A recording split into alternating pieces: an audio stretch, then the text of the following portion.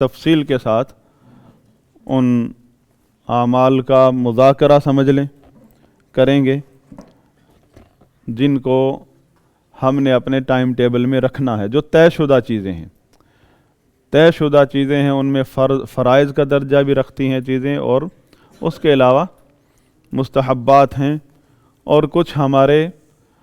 مقاصد سے تعلق رکھتی ہیں، طلب علم کے مقصد سے۔ جو طلب علم کے مقصد سے تعلق رکھتی ہے چیزیں، وہ بھی فرض کا درجہ رکھتی ہیں،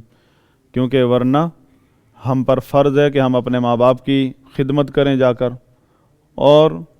کسی اور فیلڈ میں محنت کریں۔ اگر یہ کام نہیں کرنا ہے طلب علم کا، تو دو میں سے ایک کرنا ہے، کہ عالم بننا، ایک راسخ العلم عالم بننا، یہ فرض کفایہ ہے۔ تو اگر کوئی آدمی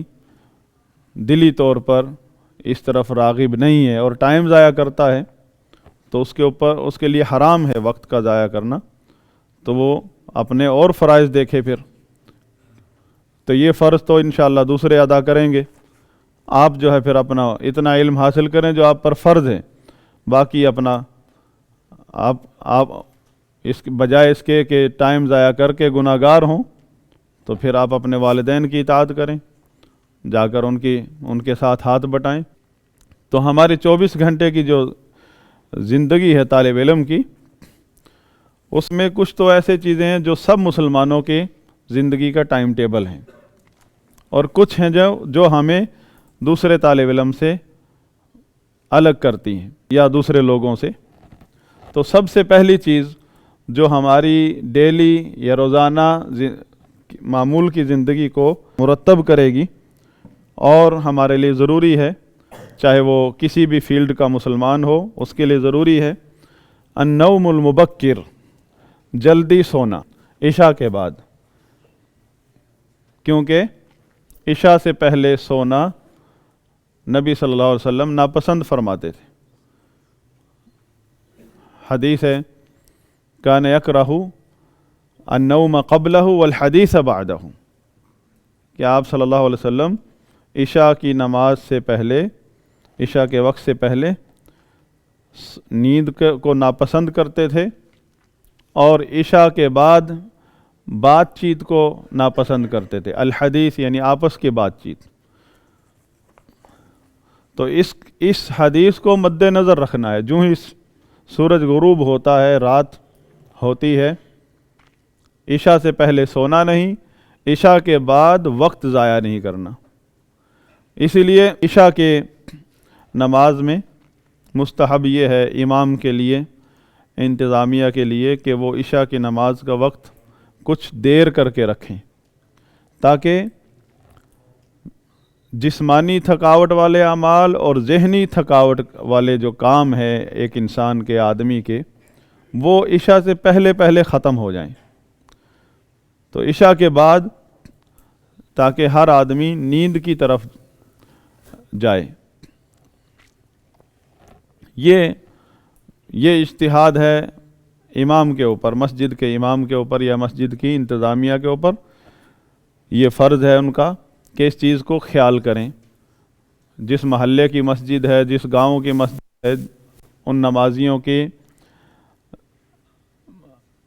ان کے روزمرہ جو معمولات ہیں ان کو سامنے رکھ کے وہ عشاء کی نماز کو جلدی یا دیر کرنا مستحب ہے، یعنی ٹائم دیر میں فکس کرنا جماعت کا مستحب ہے، تاکہ لوگ جو ہے پھر اگر عشاء کی نماز لیٹ ہو رہی ہے جماعت، تو یہ ہمارے لیے غنیمت ہے، تاکہ ہم اس سے پہلے سارے کام نمٹائیں، کیونکہ سب سے پہلا ہدف جو ہے ہمارا اس وقت، یہ جو ہم نے اپنی ڈائری میں ساری زندگی رکھنا ہے لکھ کر، طالب علمی کے زندگی کے بعد بھی یہ ہماری ڈائری میں ہونا چاہیے پکی قلم سے۔ کچھ 24 گھنٹے کا جو ٹائم ٹیبل ہم بنا رہے ہیں، اس میں بہت ساری چیزیں پہلے سے بنی ہوئی ہیں جن کو ہم ڈیلیٹ نہیں کر سکتے، اور ان کے اندر اپنی باقی زندگی کو ایڈجسٹ کرنا ہے اس کے اندر. یعنی یہ نہیں ہے کہ بس اگر ہمارے سر پہ امتحان آ گئے ہیں تو سارا ٹائم ٹیبل ہی نئے سرے سے بنائیں گے. نہ، ٹائم ٹیبل میں کچھ اجزاء کا شروع سے لے کر آخر تک پورے 24 گھنٹے میں پہلے سے ٹائم ٹیبل بنا ہوا ہے. صرف ضرورت اس بات کی ہے کہ ہم اسے نوٹ کر لیں، کیونکہ انسان بھول جاتا ہے، فرائض کو بھول جاتا ہے. تو جب ہمارے سامنے ہوں گے، پھر ہماری بیڈ روم میں ہمارے بیڈ کے ساتھ ٹائم ٹیبل لگا ہوگا، یا وہ ٹیبل جس پر آپ پڑھتے ہیں اس کے اوپر لگا ہوگا، یا اپنی ڈائری جو ہر وقت آپ ساتھ رکھتے ہیں اس میں ہوگا. تو آہستہ آہستہ آپ بھولنے کی عادت ختم ہو جائے گی، پھر سستی ختم ہو جائے گی انشاءاللہ. وما توفیقی الا باللہ، اللہ کی توفیق کے بغیر کچھ نہیں ہوتا. لا حول ولا قوت الا باللہ، کوئی طاقت نہیں ہے کسی کام کے کرنے کی. اگر آپ چاہیں نا روزانہ 33 والی تسبیح کرنا، اس پر پابندی کرنا چاہیں، وہ بھی نہیں کر پائیں گے بغیر توفیق کے. تو سب سے پہلا چیز ہے ہمارے علم میں تو ہو العلم قبل القول والعمل. ہم عمل کرنا چاہتے ہیں، 24 گھنٹے کی زندگی ہم ایک برکت والے ٹائم ٹیبل کے ساتھ گزارنا چاہتے ہیں، تو اس کا علم تو ہو. تو پہلا ٹائم ٹیبل میں پہلی چیز آپ سے ذہن میں رکھیں، کیونکہ اس کا یہ جو نیند ہے، رات کی نیند جو جلدی مسنون ہے، جلدی سونا مسنون ہے، اس کا اثر آپ کے اگلے دن پر پڑے گا. اس لیے ضروری ہے کہ پہلا پوائنٹ یہی ہو، آج کا دن جس طرح گزر گیا، چلو اب اگلا دن ہم اچھا گزارنا چاہتے ہیں، صحیح. تو اس کے لیے ضروری ہے کہ آج سے ہی ہمارا ذہن بنے اور ہم سیدھے راستے پر آ جائیں، اور وہ ہے جلدی نیند. اب اس کا مطلب یہ نہیں کہ میں آپ کے لیے ٹائم فکس کر رہا ہوں کہ اس وقت سونا ہی ہے سب نے. ہر آدمی کی اپنے اپنے حالات ہیں، اس کے مطابق وہ سوتا ہے. لیکن چاہے آپ کے حالات آپ کو 12 بجے سے پہلے نہیں سونے کی اجازت دیتے، اس کے باوجود آپ نے جلدی نیند کو ذہن میں رکھنا ہے. تو وہ آپ کی مجبوری، جو آپ 12 بجے 1 بجے تک بھی بعض اوقات نہیں سو پائیں گے. ایسے آدمی کے اوپر اضطراری حالات بھی ہوتے ہیں، یا اس کا ٹائم ٹیبل ہی ایسا، اس کا معمولات زندگی ایسے ہیں کہ جیسے کراچی میں کوئی آدمی بھی 8 بجے نہیں سو سکتا، 8:30 بجے نماز ہوئی ہے تو 9 بجے کوئی نہیں سو سکتا. جبکہ دیہاتوں میں، گاؤں میں اس وقت آدھی رات ہو چکی ہے لوگوں کی. تو مثلا ہم سے سستیاں ہوتی ہیں. مثلا 10 بجے تک یا 11 بجے تک ایک آدمی واقعی میں سو نہیں سکتا ہے، لیکن 2 گھنٹے وہ ضائع اور کرتا ہے. تو وہ 2 گھنٹے تو ضائع نہیں کرنا جائز نا. اور پھر مصروفیات جائز ہونی چاہیے عشاء کے بعد. بہرحال یہ نقطہ ذہن میں ہر آدمی کے ہوگا، چاہے اس کا سونے کا ٹائم 11 بجے، ان کا 9 بجے ہے، ان کا 10:30 بجے، ان کا 1 بجے ہے. ہاں، لیکن اگر اتنی دیر ہو جائے، اتنی لیٹ ہو جائے کسی وجہ سے بھی، جائز وجہ سے، بغیر عذر کے تو جائز نہیں ہے لیٹ کرنا نیند کو. اگر شرعی عذر کی بنا پر لیٹ ہو جاتا ہے انسان، ایک لیمٹ ہے لیٹ ہونے کی، اگرچہ آپ کا عذر ہے، اس لیمٹ کے بعد اگر آپ لیٹ ہو گئے تو پھر آپ کے لیے سونا حرام ہے. کیونکہ آپ کو یقین ہے کہ اگر سو گئے تو فجر گئی. تو ایسے جب وہ لمٹ کراس کر جائے آپ کی ضرورت، آپ سو نہیں پا رہے ہیں، اور اب آپ کو ٹائم ملا ہے فجر سے پہلے، مثلا 2 گھنٹے پہلے، اور آپ کو معلوم ہے کہ 2 گھنٹے پہلے اگر سوؤں گا تو میں 9 بجے سے پہلے نہیں اٹھوں گا صبح، تو آپ کے لیے حرام ہے اب وہ 2 گھنٹے بھی سونا. اب پوری رات جاگنا آپ کے لیے فرض ہے. 2 بجے تک تو آپ جاگے اپنے عذر کی وجہ سے، اب 2 گھنٹے جو ہے وہ اس خوف سے سونا حرام ہے جس میں آپ کو یقین ہے کہ فجر کی نماز چلی جائے گی. اور ایسے کے بارے میں سوال بھی ہوا ہے علماء کرام سے، جیسے ابن باز رحمہ اللہ ہیں، ابن العثیمین رحمہ اللہ کہ اتنی لیٹ سوتا ہے آدمی کہ فجر کی نماز نکل جائے، انہوں نے کہیں بھی یہ نہیں پیش کیا کہ اس کا تو عذر ہے، نیند تھی، ایسا اس کا عذر نہیں چلے گا، کیونکہ اس نے خود وہ سبب اس کے ہاتھ میں ہے، اس نے ایسے اسباب اختیار کیے ہیں جس کی وجہ سے نیند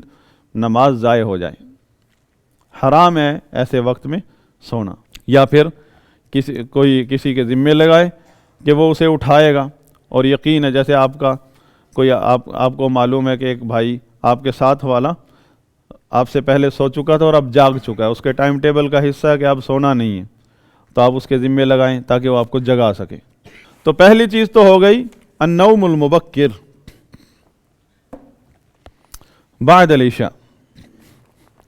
کہ جو ہی میں عشاء پڑھ لوں گا میرے اوپر سب سے پہلے جو ضروری چیز ہے وہ جلدی سونا۔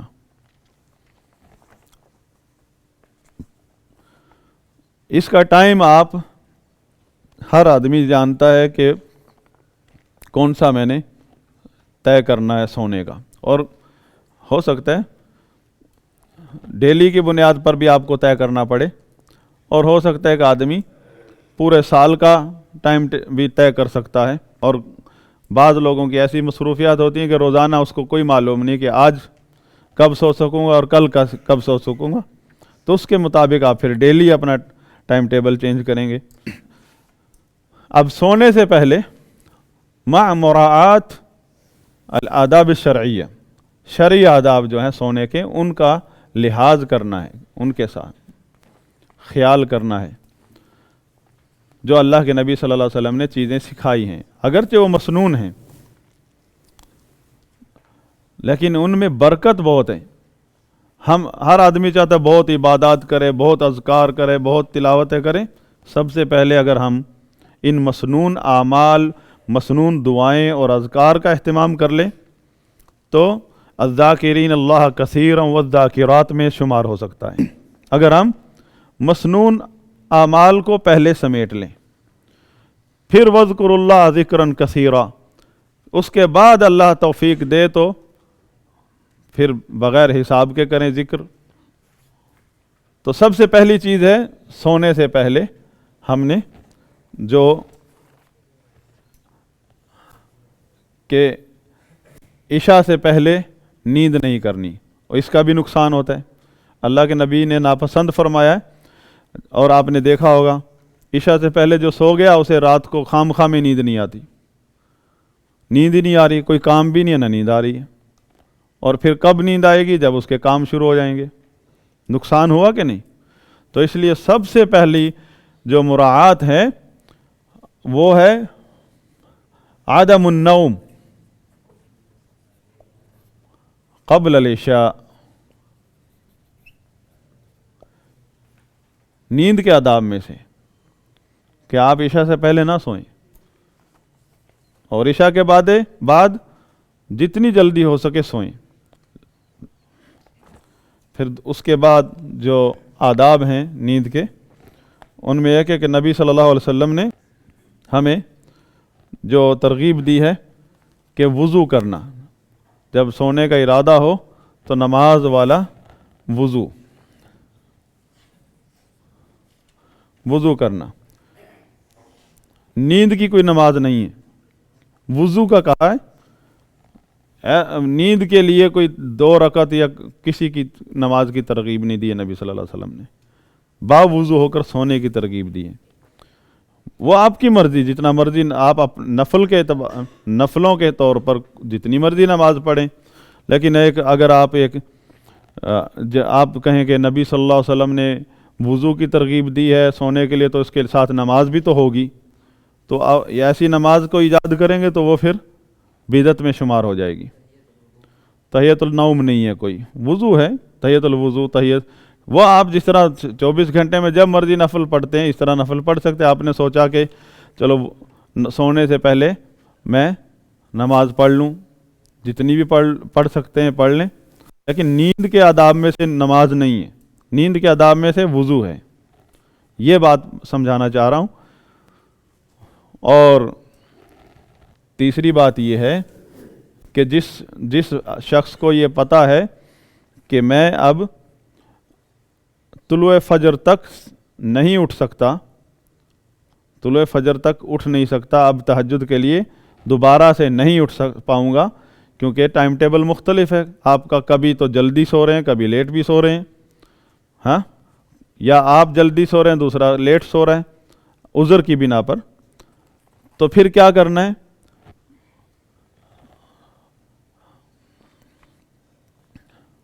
صلاۃ الوتر قبل النوم، کیونکہ وطر جو ہے اللہ کے نبی صلی اللہ علیہ وسلم نے قیام اللیل کے آخر میں پڑھنے کی ترغیب دی ہے۔ تو کچھ صحابہ تھے جن کو آپ صلی اللہ علیہ وسلم نے نصیحت کی تھی کہ سونے سے پہلے وطر پڑھ کے سوئیں، سونے سے پہلے وطر پڑھیں، مطلب وطر پڑھ لیا تو قیام اللیل بھی جتنا کرنا تھا وہ بھی کر لیا، سونے سے پہلے وطر، قیام اللیل، تہجد جتنی آپ نفل پڑھنا چاہتے تھے رات کو وہ پڑھ لی، پھر سو گئے۔ اور پھر صلاۃ الوتر قبل النوم اذا خاف عدم الاستيقاظ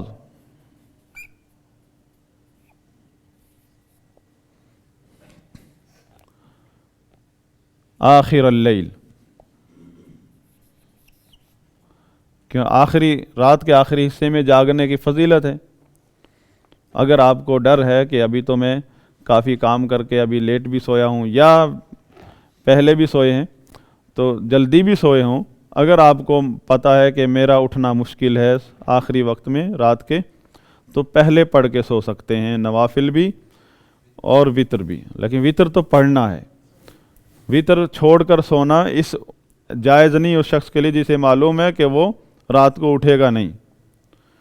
اور آپ کو معلوم ہے کہ رات کو عشاء کی نماز کے بعد سو جانا اور رات کو کسی وقت بھی فجر سے پہلے نہ اٹھنا اور کم از کم 2 رکعت نہ پڑھنا، اس کا نقصان ہے، وہ نقصان کا ذکر آئے گا، اور بلکہ اس پر باب باندھا امام بخاری نے، وَلَمْ يَقُمْ إِلَى الصَّلَاةِ، کہ پوری رات سویا رہا ایک آدمی اور تھوڑی سی نماز کے لیے بھی، نماز کے لیے نہیں اٹھا، یعنی نماز قیام اللیل کے لیے۔ وضو کر لیا اور وضو کے بعد سونے سے پہلے اگر وطر پڑھنے کی ضرورت ہے تو آپ کو پڑھنا چاہیے۔ چوتھی بات یہ ہے کہ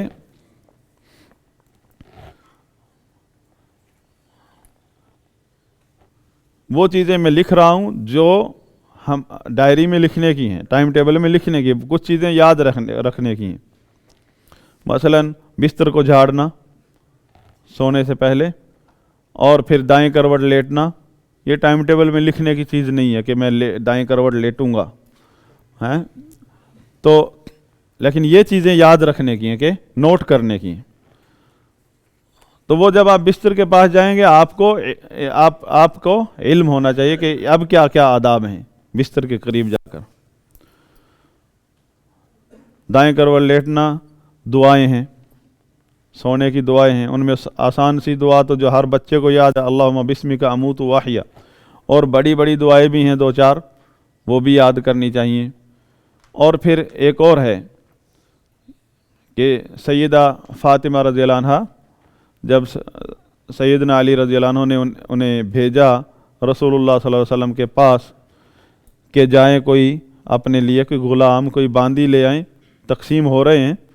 آپ اکیلی اتنا کام کرتی ہیں، پانی لے کر آتی تھی کنویں سے، گھر کے اتنے کام کرتی تھیں، رسی مشکیزہ اٹھا کر لاتی تھی، اس کے نشان پڑ گئے تھے کندھوں پر۔ ہاں، یہاں کہتے ہیں کہ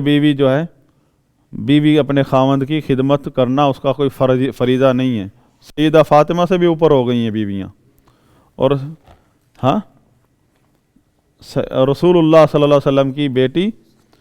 گئیں، اور رسول اللہ صلی اللہ علیہ وسلم جب فاطمہ رضی اللہ عنہ آیا کرتی تھیں تو ان کے لیے کپڑا بچھایا کرتے تھے، کپڑا بچھا کر بٹھاتے تھے، تو وہ شرم کے ماری بولی نہیں، پھر پوچھنے پر بتایا کہ میں اس لیے آئی تھی کہ باندی چاہیے، کہ غلام چاہیے، تاکہ میں اکیلی ہوں، گھر کے کاموں میں ہاتھ بٹا سکیں۔ تو آپ صلی اللہ علیہ وسلم نے نہ غلام دیا نہ باندی دی، فرمایا تجھے ایک عمل بتاتا ہوں جو اس سے بھی زیادہ بہتر ہے، آپ کو اس سے زیادہ فائدہ دے گا۔ وہ ہے جب سونے لگو تو 33 دفعہ سبحان اللہ کہو، 33 دفعہ الحمدللہ، 34 دفعہ اللہ اکبر۔ تو یہ بھی ایک عمل ہے، یہ سب کے لیے ہے کہ سوتے وقت یہ پڑھیں۔ خاص طور پہ وہ لوگ جو تھکے ہوئے ہیں بہت زیادہ، سیدہ فاطمہ رضی اللہ عنہ کو غلام کی ضرورت تھی، باندی کی ضرورت تھی، ایسی یعنی غلام کی ضرورت تھی جو کام میں ہاتھ بٹائے، اور اس کے بدلے کیا ملا؟ تسبیح۔ اس سے بھی آپ صلی اللہ علیہ وسلم نے فرمایا اس سے بھی زیادہ فائدے مند ہے یہ چیز۔ پھر اس کے بعد